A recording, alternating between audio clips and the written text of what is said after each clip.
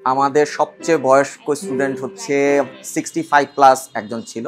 উনি আসলে যেটা বলবো, উনি নিজে এত শাই ফিল করতেছিল যে উনি নিজে নিজে কোনো অ্যাপ্রোচ করে নাই। উনি ইনফরমেশন নিতে হচ্ছে ওনার ছেলেকে দিয়ে। তো আমরা প্রথমে মনে করছিলাম যে ওনার ছেলেই হয়তো শিখবে। বেসিকলি হচ্ছে আপনি যে কোনো একটা প্রোডাক্টিভিটির জন্য একটা নিউ স্কিল একটা শেখা খুবই জরুরি হয়ে পড়ছে। আর এখন যে সোশ্যাল মিডিয়া আমরা দেখতেছি, আপনি যখনই একবার মোবাইলে ঢোকেন বা স্ক্রল করতেছেন, স্ক্রল করে করে আপনার ঘন্টার পর ঘন্টা পার হয়ে যাচ্ছে, কখন আমরা টের পাইতেছি না। কিন্তু আপনার একটা স্কিল শিখতে কিন্তু এত সময় লাগে না। প্রতিদিন আপনি যদি 10 to 15 মিনিটস আপনি ওটার পিছনে স্পেন্ড করেন, আপনি খুব সুন্দর একটা স্কিল আপনি শিখতে পারেন। সেটা যে কোনো ইনস্ট্রুমেন্ট হোক বা গান হোক বা আর্ট হোক। তো এবং ওইটা আপনাকে পরবর্তীতে একটা বুস্ট করে, যে আপনাকে একটা মোটিভেশন, সবসময় আপনাকে মোটিভেট করে রাখে যে না আপনি পারবেন, এবং সেটা আপনাকে প্রবলেম যে সলভিং যে এবিলিটিটাকে আপনাকে বুস্ট করে বা ডেভেলপ করে।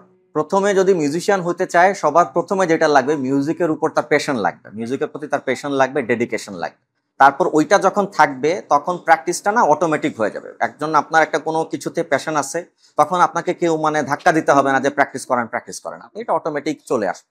সো সবার প্রথমে প্যাশন লাগবে, তারপর ডেডিকেশন লাগবে। পৃথিবীর সব দেশেই হচ্ছে পিয়ানোটা খুব ভিগোরাসলি শেখা হইতেছে। আমাদের সোসাইটিতে এটা একটা ট্যাবুর মতো আছে যে পিয়ানোটা হচ্ছে বেসিক্যালি এলিটদের ইনস্ট্রুমেন্ট। তো আমরা যখন হচ্ছে শুরু করছিলাম, একটা চিন্তা ছিল যে এই ট্যাবুটা হচ্ছে আমরা ভাঙতে চাই, যে পিয়ানো যে not only for the elites. আমাদের টার্গেট হচ্ছে মিডল ক্লাস লোকজনও হচ্ছে পিয়ানোটা শেখে, এবং যেহেতু মিডল ক্লাস পিপল সব দুইটা জায়গাতে যেতে পারে, লোয়ার ক্লাসও যেতে পারে বা এলিট ক্লাসও যেতে পারে। তো তাদের বেসিকলি মিডল ক্লাস লোকরা হচ্ছে আসলে bridge between the lower class and the upper class. তো তাদের যে ওই অ্যাক্সেসটা আছে দুই দিকে যাওয়ার। তো আমরা যদি মিডল ক্লাস পিপলদেরকে এই বিষয়ে এডুকেট করতে পারি, আমার কাছে মনে হয় পিয়ানোটা হচ্ছে সবার জন্য সর্বজনীন ইনস্ট্রুমেন্ট হবে। তো আমাদের দেশেও এখন আমরা দেখতে পাচ্ছি আস্তে আস্তে এটা প্রচলনটা অনেক বেশি চলতেছে, মানুষজন শিখতেছেও খুব বেশি পিয়ানো।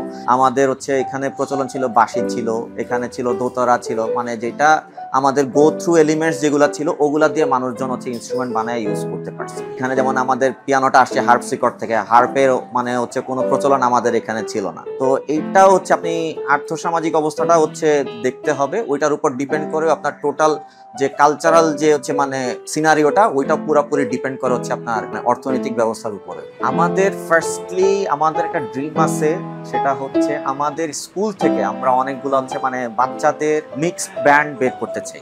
যে একটা হচ্ছে আমি ড্রামস থেকে এক স্টুডেন্ট বের করলাম, একটা পিয়ানো থেকে একটা স্টুডেন্ট বের করলাম, তারপর ভায়োলিন থেকে একটা স্টুডেন্ট বের করলাম। তো প্রত্যেকটা এরা যেন হচ্ছে নিজেরা নিজেদের মধ্যে কমিউনিকেট করে, তারা যেন একটা গ্রুপ বের করতে পারে, এবং আমরা যেন এটা দেখাইতে পারি সবাইকে যে না, এটা এরা এখান থেকে শিখে successfully they are doing their music, own music. শেখার জন্য আদর্শ কোনো বয়স নাই, এটা আমার মতে। যদিও অনেকে মনে করে যে ছোটবেলা শিখলে, কারণ ছোটবেলা শিখলে একটা লাভ হয় কি, ছোটদের মাথায় অনেক কিছু থাকে না, তখন আপনি নতুন করে নতুন কিছু ইমপ্লিমেন্ট করতে পারতেছেন। আর একটু বয়সকালে আসলে যারা, তাদের মাথায় অনেক কিছু চিন্তা কাজ করে, অনেক তখন নতুন কিছু দিতে গেলে তারা শিখতে পারে, সময়টা একটু বেশি লাগে, কিন্তু শেখা যায়।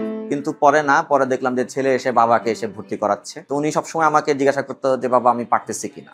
আমি বললাম যে হ্যাঁ আপনাকে দেওয়া হবে আঙ্কেল, আপনি চালায় যান। তারপরেই তো উনি তো করে খুব ভালোই করতেছে, বাজাচ্ছে এখন পর্যন্ত। বাচ্চাদের সাথে তো হচ্ছে ওদের অনেক জিদ থাকে, এবং ওরা অনেক কিছুই করতে চায় এট এ টাইমে।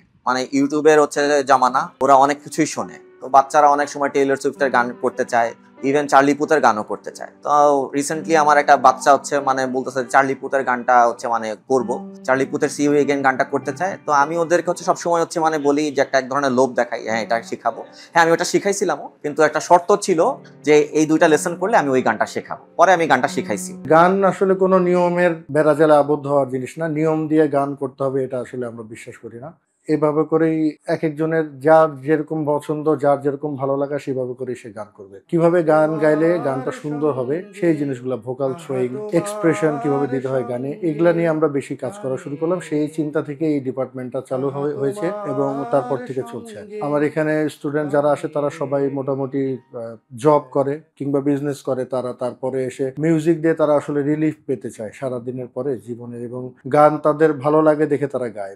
এমন না যে গান গেয়ে তা আমাকে অনেক বড় শিল্পী হতে হবে, এরকম কেউ না। আবার কিছু কিছু আছে যারা খুব প্রমিজিং গান গাইতে চায়, গান করতে চায়, তারাও আসে। কারো গলায় রবীন্দ্রসঙ্গীত ভালো লাগে, কারো গলায় আধুনিক। এই বিষয়গুলো আমরা আসলে চিন্তা করে তারপরে ক্লাস দেওয়ার চেষ্টা করি। শুধু প্র্যাকটিস করে শুধু গলা দিয়ে আসলে গান হয় না। তার গান নিয়ে পড়াশোনা যদি আলাদা না থাকে এবং সে যে পার্টিকুলার জায়গায় জনরায় গান করতে চায় সেটা যে কোনো কিছু হতে পারে, সেটা নিয়ে তার অনেক পড়াশোনা করতে হবে, যে আসলে ওইটার ফিলোসফিটা বুঝতে হবে বিষয়টা, তাহলে সে একটা ফ্রুটফুল রেজাল্ট পাবে এটা থেকে। গায়ক আসলে রাতারাতি হওয়া সম্ভব না, এটার জন্য একটু সাধনা করতেই হয়। প্রথম যখন শিখতে আসছে, বেসিক থেকে ক্লাস শুরু করি।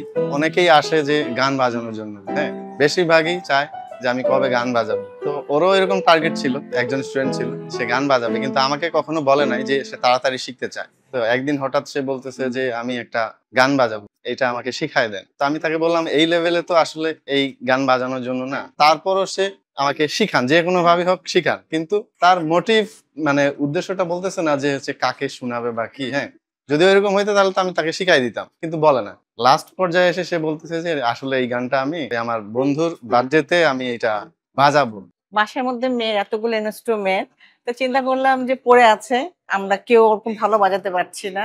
ভাবলাম যে আমার হাতে অনেক সময়, সংসারে টুকটাক একটু কাজ করার পর অনেক সময় থাকে, আর আমি ফেসবুকে না অত থাকতে চাচ্ছি না, তো সে কারণে আমার এখানে বাজানো। ড্রামস অনেক লাউড জিনিস, কিন্তু তারপর অনেক সময় অনেক স্টুডেন্ট এসে আর কি ঝিমায়। ড্রামস এর বিভিন্ন প্যাটার্ন আছে, টাইমিং আছে, টেম্পো আছে।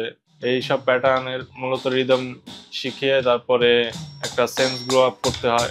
বিভিন্ন প্যাটার্নে টাইমিং সিগনেচার এবং বিভিন্ন টাইমিং রুলসে টেম্পো, এগুলা খেয়াল করে এগুলা সবকিছু লেসনের মাধ্যমে শেখানো হয়।